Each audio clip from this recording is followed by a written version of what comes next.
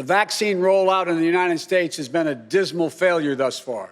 I'd like to talk to you about our way forward, a two-step plan of rescue and recovery.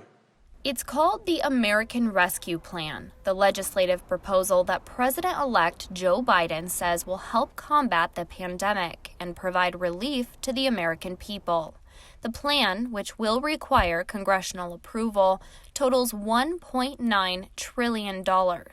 It includes funding for Biden's goal of administering 100 million vaccines by the 100th day of his administration, and the reopening of most schools by spring.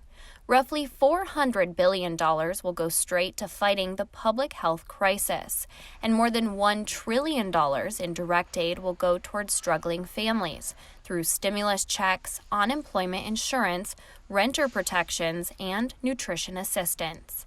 Here's a look at some of the highlights.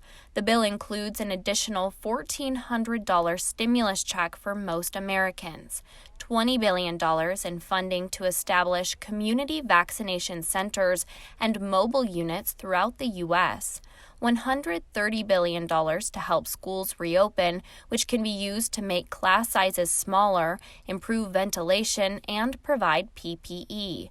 Roughly $35 billion for public institutions, including community colleges and historically black colleges, $440 billion in support for small businesses and communities, $20 billion toward hard-hit travel agencies, and an additional $50 billion will be used for expanding testing efforts, including routine testing in schools. Other efforts will include developing new treatments and tracking new strains, a temporary boost in unemployment benefits and a moratorium on evictions and foreclosures through September, a measure requiring employers to provide sick leave, a child care tax credit expansion and grants for child care centers in danger of closing, and a proposal to raise the federal minimum wage from $7.25 to $15 per hour.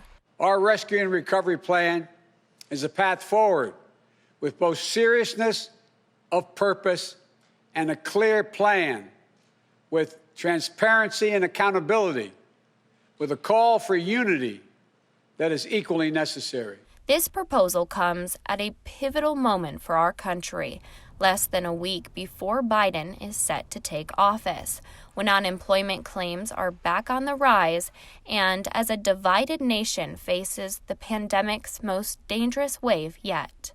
Reporting for NewsNet, I'm Abigail Taylor.